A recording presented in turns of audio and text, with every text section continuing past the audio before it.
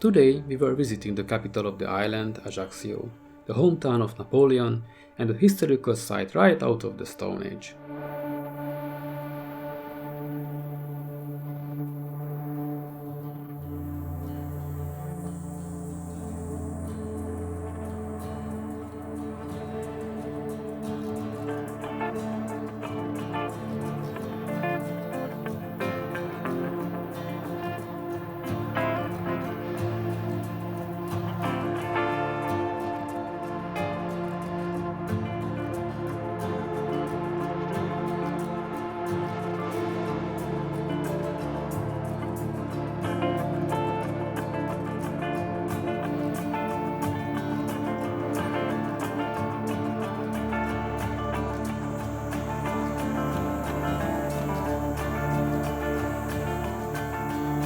In Corsica, even the transit roads are fun and fast, and also here we can see the remaining parts of the local train system. The history of the Corsican railway is short, just as the lines. Most of the island is not served by the small train sets. It only runs between Bastia, Ajaccio and Calvi nowadays. The fourth line going down to Porto Vecchio was mostly demolished during the Second World War and left in ruins ever since. It's not much faster than driving through the island, and only major points can be reached with it.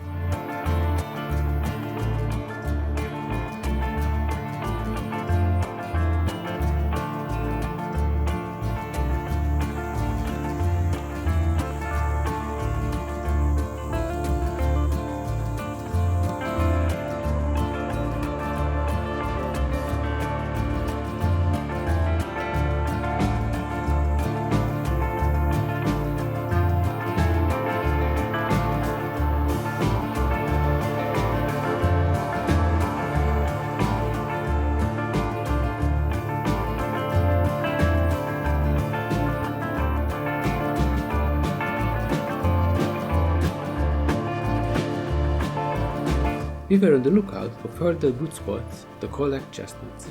It made more sense to collect these as a souvenir and not a tasteless pocket knife with a Morse head on it. Or a cute plush boar, although as I think of it now, I kinda want a plush boar. Missed opportunity right there.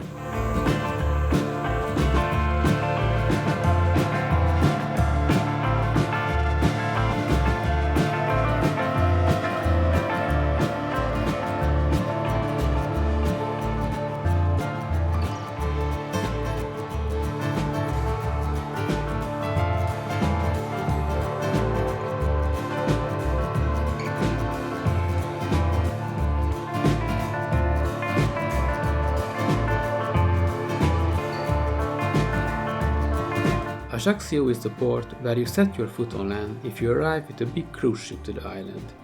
The most famous product of the city is of course Napoleon Bonaparte. So let's turn to Wikipedia once more. Napoleon was born here into a family descended from Italian nobility. He was resentful of the French monarchy and supported the French Revolution in 1789 by serving in the French army, trying to spread its ideals to his native Corsica. Remember the Corsican national hero Paoli? He was idolized by the young Napoleon Bonaparte, who was a Corsican nationalist at that time before his well-known career. The Bonapartes had assisted Paoli during the French invasion but refused to go into exile with him and instead pledged allegiance to King Louis XV. Paoli saw the Bonapartes as collaborators.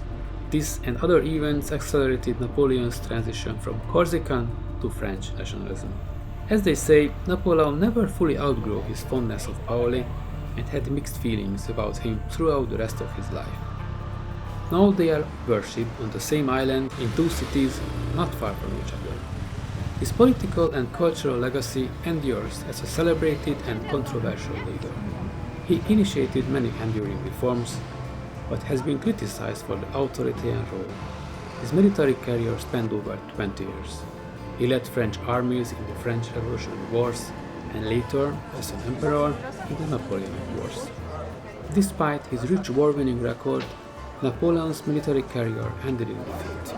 Napoleon has since been regarded as a military genius and one of the finest commanders in history. However, Historians still debate the degree to which he was responsible for the Napoleonic Wars, where casualties were around 3 and 6 million people.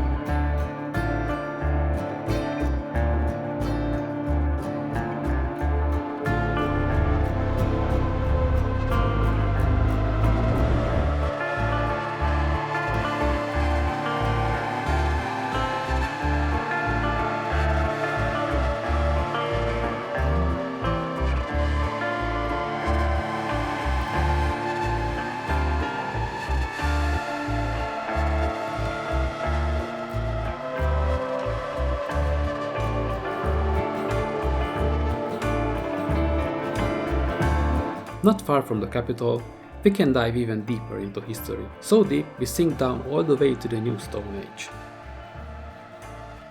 Filitosa is a megalithic site.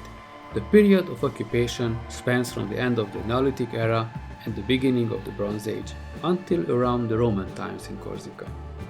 Finds of arrowheads and pottery date earliest inhabitation to 3300 BC, but the more interesting parts for us now are the menhirs.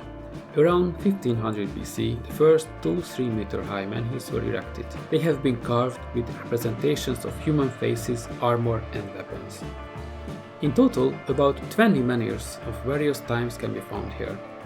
They constitute approximately half of the total staff of these monuments in Corsica. The central monument is the most impressive one. Various hut platforms are all around, and the track leads to a further 50 meters to the western monument or torre. From here we could enjoy a view down the hill to a stone alignment of 5 megaliths, set around the base of a 2,000-year-old olive tree. Behind the olive tree is the quarry from which the megaliths were extracted. I say we could enjoy the view because it was way too steep, way too hot and sunny for us to wander down there in full motorcycle gear. The characteristic buildings of this culture are the torri or towers, are megalithic structures similar to the Sardinian nuraghes, from which the culture takes its name, Taurian civilization, and the castelli or castles, more complex buildings that include wall, a tower and huts. Famous example would be the Cucuruzzu castle, but that would require an even longer walk, so we skipped it, even though we were passing nearby later on. According to modern dating, the first towers and castles were built at the end of the 3rd millennium BC, at the same time or even before the appearance of the first proto-nurags in Sardinia. Speaking of nurags, it was an awful long time ago when we visited Sardinia. Maybe we can consider that for next year. The Taurian civilization disappeared in the middle of the 1st millennium BC, and Corsica was settled by the Ligurians, the Greeks, the Etruscans, the Carthaginians, and then the Romans. So practically every major nation throughout history wanted to rule this beautiful island. I see why. The tribes in Nuragic Sardinia included the Corsi, from whom Corsica derives its name, and who dwelt at the extreme northeast of Sardinia. Now you know. From here, we marched south to Propriano, then turned east-northeast. Our goal was to ride across the island. If you keep your eyes open on the road D268, You can see the Zonza Hippodrome or horse racecourse throughout the trees. It was deserted when we were there. I was not prepared for Col de Bavella. The thin city on the eastern side surprised me. I immediately got Zakopane vibes for some reason. If I could live here on the island, I would also move up here during the summer so I can stay at a comfortable temperature.